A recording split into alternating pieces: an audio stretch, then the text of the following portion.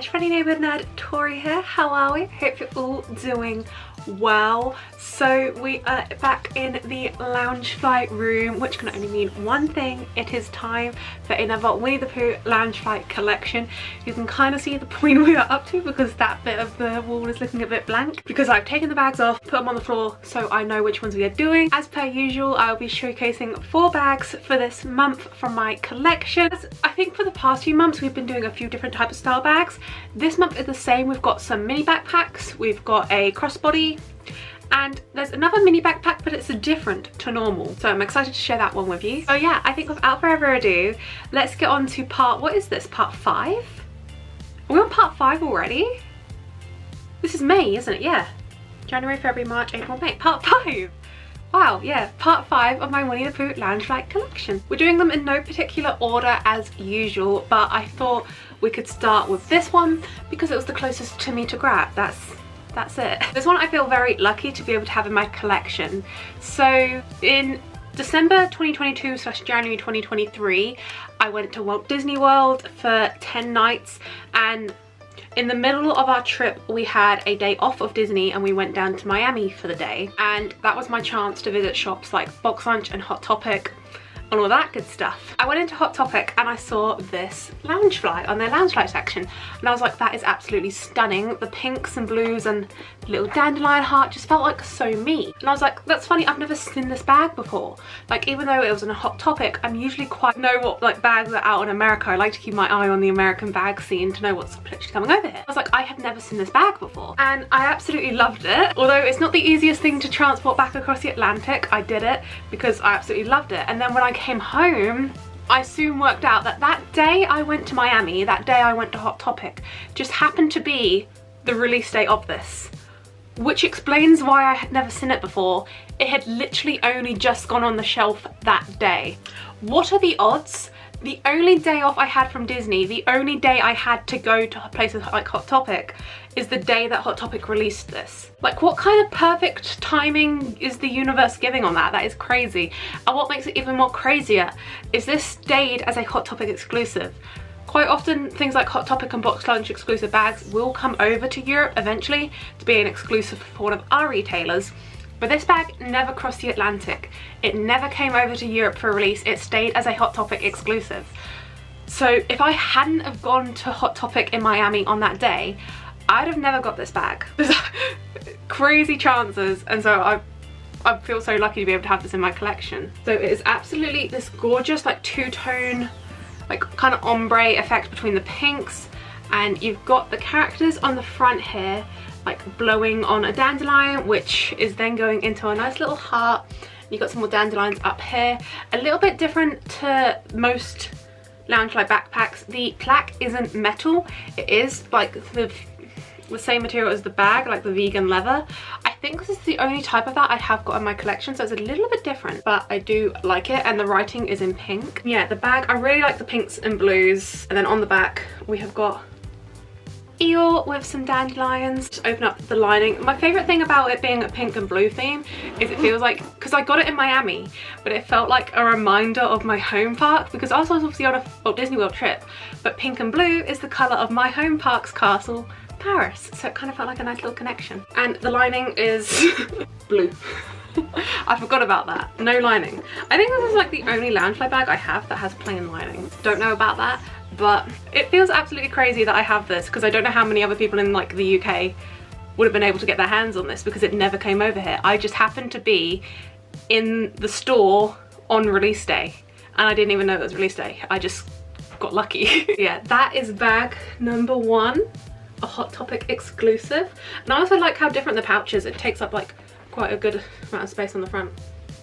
That's bag number 1. Let's take a break from mini backpacks to go on to a crossbody, and I do just have to note with this bag for you that this was gifted to me by LF Lovers.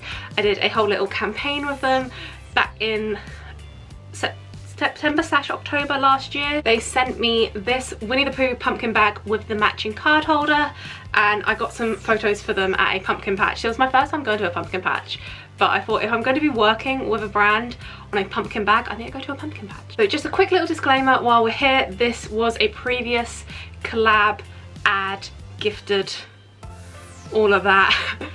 So I just wanted to quickly put it out there. I didn't buy this bag, but it's something I absolutely love. I only work with things that I love. So yeah, just had to put that out there. But how cute is it?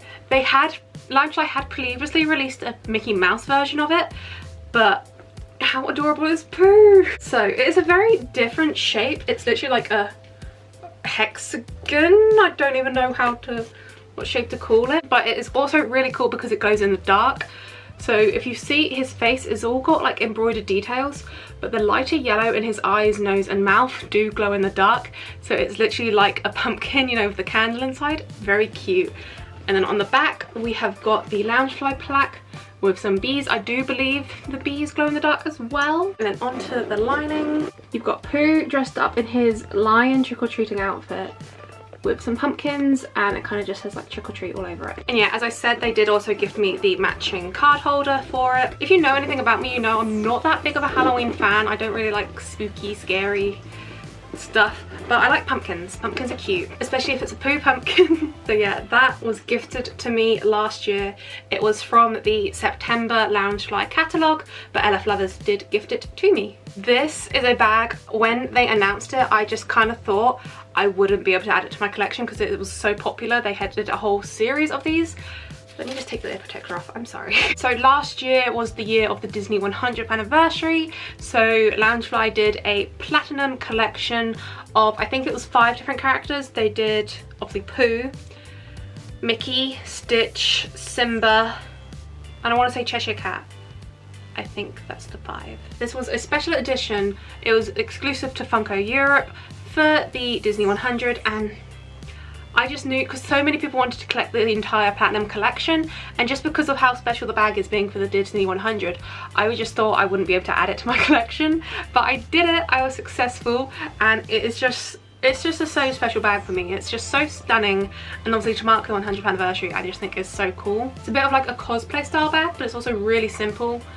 You've got some silver grey embroidery of his face, then a red metallic for his top. You've got the plaque down there, cute little ears, and what I absolutely love about this bag, it's so cool. Look at the straps. They've got silver bees on it. I've now got a few Loungefly bags where they've put like decorations on the straps. I think it's such a cute detail, because then obviously when you're wearing the bag and you can see the straps on the front, it's just so cute to have something there. I really love it. On the bottom here, Disney 100 Years of Wonder. And this is, I don't know how to describe this on bags. It's like indented, kind of like engraved into the bag. And I don't know how well I can show you the lining because I have never used this bag. It's still perfectly packaged up. I wanted to, because I was in Disneyland Paris on the day of the 100th anniversary, but this bag didn't release till afterwards. So if it was released beforehand, I would have used it on the day, but it wasn't released until like the November, and the actual 100th anniversary was in October. I think you can see a little bit. It's an all over print of red and then like a silver Pooh with silver bees. I just feel like this is a really special bag to have in the collection, obviously to mark the 100 years of Disney, and just Platinum Pooh. He looks cool, he looks shiny. But yeah, that is Platinum Pooh. He was exclusive to Funko Europe last year, and they sold out so quickly. I don't know how I managed to get him in my collection. And moving on to the final Loungefly. I have never used this bag. It's a fun one, but I've never used it because it's not a practical bag. And the point of the bag, I wouldn't want to use it for anyway because I'd be kind of scared. It all makes sense. This is also one of my very early on Loungeflies, so a bit of history here. It is a pin trader's bag. So Pooh Bear himself is completely flat. You've got the plaque on the back there with some straps. Yeah, this bag is not for like, you know, day-to-day storage uses. You can see on his belly here, he has got loads of little pinholes. So you've got this compartment here to put your pins in, and then this bit opens up. You have got a little space so you can put your phone there, and then the little pocket bit in here, then you can get into there to put your backs on. So why I said I've never used this bag and I'd be scared to use it is I am not a pin trader, I am a pin collector. So although I love the idea of being able to have my like Pooh pins on display on like a park day or something, I don't want to trade my pins. I buy pins that I like and I want to keep.